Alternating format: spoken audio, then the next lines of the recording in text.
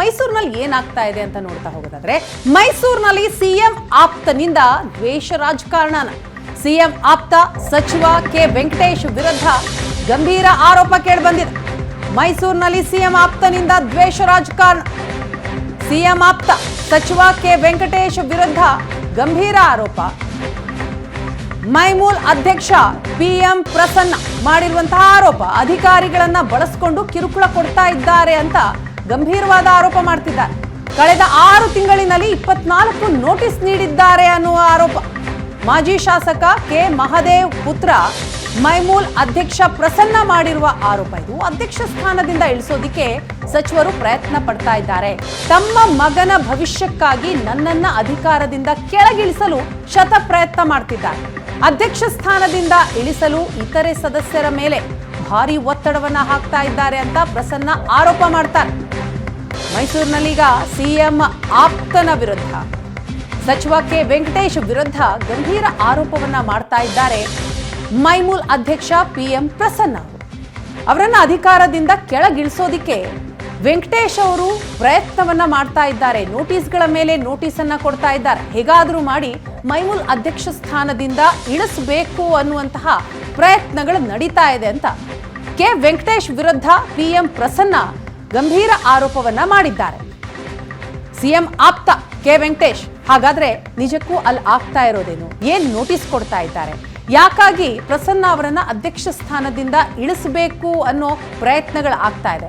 ಇದಕ್ಕೆ ಪ್ರಸನ್ನ ಹೇಳ್ತಾರೆ, ಅವರ ಮಗನಿಗೆ ಭವಿಷ್ಯವನ್ನ ರೂಪಿಸಬೇಕು, ಅವರ ಭವಿಷ್ಯ ಕ್ಲಿಯರ್ ಮಾಡಿಕೊಡ್ಬೇಕು, ಹಾಗಾಗಿ ಈ ಪ್ರಯತ್ನ ಮಾಡ್ತಿದ್ದಾರೆ ಅಂತ ಪ್ರಸನ್ನ ಅವರು ಆರೋಪ ಮಾಡ್ತಾ ಇದ್ದಾರೆ. ನಿಜಕ್ಕೂ ಅಲ್ಲಿ ಆಗ್ತಾ ಇರೋದೇನು? ಚುನಾವಣೆಯಾದ ನಂತರ 2023 ವಿಧಾನಸಭಾ ಚುನಾವಣೆ ಆದ ನಂತರ ಹೆಂಗೆ ಪಿರಿಯಾಪಟ್ಟಣ ತಾಲೂಕಿನ ಶಾಸಕರಾದಂಥ ಕೆ ವೆಂಕಟೇಶ್ವರ ಅವರು ಪಶುಸಂಗೋಪನಾ ಸಚಿವರಾದರು, ಅಲ್ಲಿಂದ ಇಲ್ಲಿವರೆಗೂ ಸುಧಾ ನನ್ನ ಅಧ್ಯಕ್ಷಗಿರಿಯಿಂದ ಪದಚ್ಯುತಿಗೊಳಿಸಬೇಕು ಅಂತ ಬಹಳ ಹುನ್ನಾರ ನಡೆಸೋದ್ರ ಜೊತೆಗೆ ಬಹಳಷ್ಟು ಟಾರ್ಚರ್ ಅನ್ನು ನನಗೆ ನೀಡ್ತಾ ಇದ್ದಾರೆ. ಇವತ್ತು ಸಹಕಾರ ಕ್ಷೇತ್ರ ಬಹಳ ಕೆಲಸ ಮಾಡೋಕ್ಕಾಗದೇ ಅಸಹಾಯಕರಾಗಂತ ಪರಿಸ್ಥಿತಿ ನಿರ್ಮಾಣ ಆಗಿದೆ. ಇವತ್ತು ಸರ್ಕಾರ ಇದ್ದವ್ರು ಮಾತ್ರ ಸಹಕಾರ ಕ್ಷೇತ್ರದಲ್ಲಿ ಗೆಲ್ಲಬೇಕು, ಬಾಕಿಲ್ಲ ರಾಜೀನಾಮೆ ಕೊಟ್ಟು ಹೋಗಬೇಕು ಅನ್ನೋ ಪರಿಸ್ಥಿತಿ ನಿರ್ಮಾಣ ಆಗಿದೆ. ಇವತ್ತು ಮುಖ್ಯಮಂತ್ರಿಗಳ ತವರು ಜಿಲ್ಲೆ ಇದು ಮೈಸೂರು ಜಿಲ್ಲೆ. ಇಂಥ ಜಿಲ್ಲೆಯೊಳಗೆ ಇಂಥ ಸಚಿವರು, ಭ್ರಷ್ಟ ಸಚಿವರು ನಮ್ಮ ದಬ್ಬಾಳಿಕೆ ಮಾಡ್ತಿರೋದು ಬಹಳ ಖಂಡನೀಯ. ಪ್ರತಿಯೊಂದು ವಿಚಾರಕ್ಕೂ ಇವರು ರಾಜ್ಯ ಮಟ್ಟದ ಪಶುಸಂಗೋಪನಾ ಸಚಿವರ ಕೆಲಸ ಮಾಡ್ತಾರೋ ಇಲ್ಲ ಪಿರಿಯಾಪಟ್ಟಣ ತಾಲೂಕಿನ ಪಶುಸಂಗೋಪನಾ ಸಚಿವರ ಕೆಲಸ ಮಾಡ್ತಾರೋ ನಂಗೆ ಅರ್ಥ ಆಯ್ತಿಲ್ಲ. ಇನ್ನೊಂದೊಂದು ಮನವಿ, ಈ ಬಗ್ಗೆ ಡೀಟೇಲ್ಸ್ ಕೊಡ್ತಾ ಹೋಗ್ತಾರೆ ನಮ್ಮ ಮೈಸೂರು ಪ್ರತಿನಿಧಿ ಮಧು ಚಿನ್ಕುರಳ್ಳಿ ಸಂಪರ್ಕದಲ್ಲಿದ್ದಾರೆ. ಮಧು, ಇದೇನಿದು ಮೈಮೂಲ್ ಅಧ್ಯಕ್ಷರು ಮಾಡ್ತಾ ಇರುವಂತಹ ಆರೋಪ? 6 ತಿಂಗಳಲ್ಲಿ 24 ನೋಟಿಸ್ ಕೊಟ್ಟಿದ್ದಾರೆ ಅಂತಂದ್ರೆ ಟಾರ್ಚರ್ ಕೊಡ್ತಿದ್ದಾರೆ ಅಂತ ಸಿಎಂ ಆಪ್ತನ ವಿರುದ್ಧ ಸಚಿವ ವೆಂಕಟೇಶ್ ವಿರುದ್ಧ ಆರೋಪಿಸ್ತಾ ಇದ್ದಾರೆ. ಏನಾಗ್ತಾ ಇದೆ? ನಿಜಕ್ಕೂ ಅಂತದೊಂದು ಪ್ರಯತ್ನವಲ್ಲಿ ನಡೀತಾ ಇದೆಯಾ? ದ್ವೇಷ ರಾಜಕಾರಣನ ಹೇಗೆ? ಪ್ರಥಮ ಮೇಲ್ನೋಟಕ್ಕೆ ಖಂಡಿತವಾಗ್ಲೂ ಕೂಡ ಇದು ಎಲ್ಲಾ ಅಂಶಗಳನ್ನ ಗಮನಿಸೋದಾದ್ರೆ ಎಲ್ಲ ಒಂದ್ ಕಡೆ ದ್ವೇಷದ ರಾಜಕಾರಣ ನಡೀತಿದ್ಯಾ ಅನ್ನೋದು ಕೂಡ ಅನುಮಾನ ಎಲ್ರಿಗೂ ಕೂಡ ಕಾಡ್ಲಿಕ್ಕೆ ಶುರು ಆಗುತ್ತೆ. ಯಾಕಂತ ಹೇಳಿದ್ರೆ ಈಗಾಗ್ಲೇ ಕೂಡ ಏನು ಪ್ರಸನ್ನ ಅವರು ಆರೋಪವನ್ನ ಮಾಡ್ತಾ ಇದ್ರ ಮೈಮೂಲ್ ಅಧ್ಯಕ್ಷರಾಗಿ, ಅವರು ಹಿಂದೆ ಶಾಸಕರಾಗಿರುವಂತಹ ಮಾದೇವ್ ಅವರ ಮಗ ಆಗಿರ್ತಕ್ಕಂಥದ್ದು. ಮೈಮೂಲ್ನ ಚುಕಾಣಿಯನ್ನ ಹಿಡಿದಿರ್ತಕ್ಕಂಥ ಪ್ರಸನ್ನ ಅವ್ರು ಏನಿದ್ದಾರೆ, ಸಹಕಾರ ಕ್ಷೇತ್ರದಲ್ಲಿ ಪ್ರಸನ್ನ ಅವರು ನೇರವಾಗಿ ಜಿ ಟಿ ದೇವೇಗೌಡ ಅವರಿಗೆ ಬೆಂಬಲವನ್ನ ಸೂಚಿಸುವಂತವ್ರು. ಹಾಗಾಗಿಯೇ ಕೂಡ ಸಹಜವಾಗಿ ಕಾಂಗ್ರೆಸ್ ಈ ಭಾಗದಲ್ಲಿ ಸಹಕಾರ ಕ್ಷೇತ್ರವನ್ನ ತನ್ನ ತೆಕ್ಕೆಗೆ ತೆಗೆದುಕೊಳ್ಬೇಕು ಅನ್ನೋ ಒಂದು ಪ್ರಯತ್ನವನ್ನ ಕೂಡ ಸಾಕಷ್ಟು ಬಾರಿ ಮಾಡ್ತಾ ಇದೆ. ಅದರ ಭಾಗವಾಗಿಯೇ ಕೂಡ ಈ ರೀತಿಯಾದಂತಹ ಪ್ರಯತ್ನಗಳು ಅಂದ್ರೆ ಅವ್ರಿಗೆ ಕಿರುಕುಳ ಕೊಡುವಂತ ಪ್ರಯತ್ನಗಳು ನಡೀತಾ ಇದೆಯಾ ಅಂತ ಹೇಳಿ ನೋಡ್ಬೇಕು. ಯಾಕಂತಂದ್ರೆ 3.5 ವರ್ಷಗಳು ಅಧಿಕಾರವನ್ನ ಮಾಡಿದ್ದಾರೆ ಮೈಮೂಲ್ ಅಧ್ಯಕ್ಷರಾಗಿ. ಆದ್ರೆ 3 ವರ್ಷಗಳಲ್ಲಿ ಇಲ್ಲದೆ ಇರ್ತಕ್ಕಂಥದ್ದು ಕಳೆದ 6 ತಿಂಗಳಿಂದ ಸತತವಾಗಿ ನಡೀತಾ ಇರ್ತಕ್ಕಂಥ ಈ ಒಂದು ನೋಟಿಸ್ ನ ಪ್ರಯಾಸನ ಏನಿದೆ, ಇದು ಅಂತದೊಂದು ಅನುಮಾನವನ್ನ ಹುಟ್ಟಾಕತ್ತೆ. ಈ ನೋಟಿಸ್ಗಳು ಶುರುವಾಗೋದು ಕೂಡ ಏನು ಪಿರಿಯಾಪಟ್ಟಣದ ಶಾಸಕರಾಗಿರ್ತಕ್ಕಂಥ ಕೆ ವೆಂಕಟೇಶ್ ಏನಿದ್ದಾರೆ, ಅವರು ಸಚಿವರಾಗಿ ಪ್ರಮಾಣ ವಚನ ಸ್ವೀಕಾರ ಮಾಡಾದ ನಂತರದಲ್ಲಿ ಅಧಿಕಾರಿಗಳು ಈ ರೀತಿಯಾಗಿ ನೋಟಿಸ್ ಅನ್ನ ಕೊಡ್ಲಿಕ್ಕೆ ಶುರು ಮಾಡ್ತಾರೆ. ಅಲ್ಲದೆ ಪಿರಿಯಾಪಟ್ಟಣ ತಾಲೂಕು ಒಂದರಲ್ಲೇ ಕೂಡ ಬರ್ತಕ್ಕಂಥ ಇತರ ಡೈರಿಗಳೇನಿವೆ, ಆ ಡೈರಿಗಳಿಗೆ ಹೋಗಿ ಎನ್ಕ್ವೈರಿಯನ್ನ ಮಾಡುವಂತದ್ದು, 65 ಮತ್ತೆ 64 ಎನ್ಕ್ವೈರಿಗಳನ್ನ ಹೆಚ್ಚೆಚ್ಚು ಕಂಡಕ್ಟ್ ಮಾಡುವಂತದ್ದು, ಇದು ಒಂದು ದೊಡ್ಡ ಅನುಮಾನಕ್ಕೆ ಕೂಡ ಕಾರಣವಾಗ್ತಾ ಇದೆ.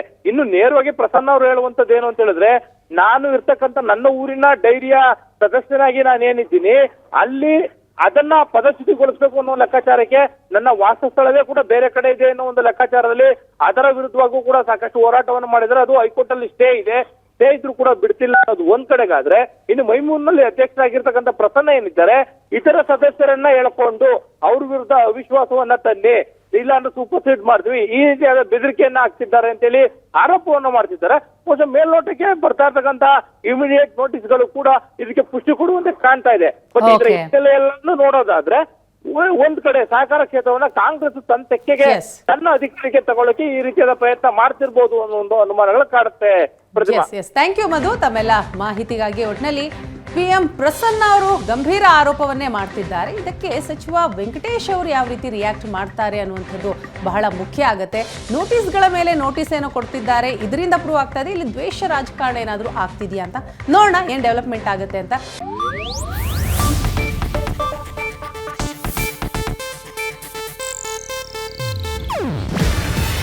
ಇದು ಏಷ್ಯಾನೆಟ್ ನ್ಯೂಸ್ ನೆಟ್ವರ್ಕ್ ಪ್ರಸ್ತುತಿ.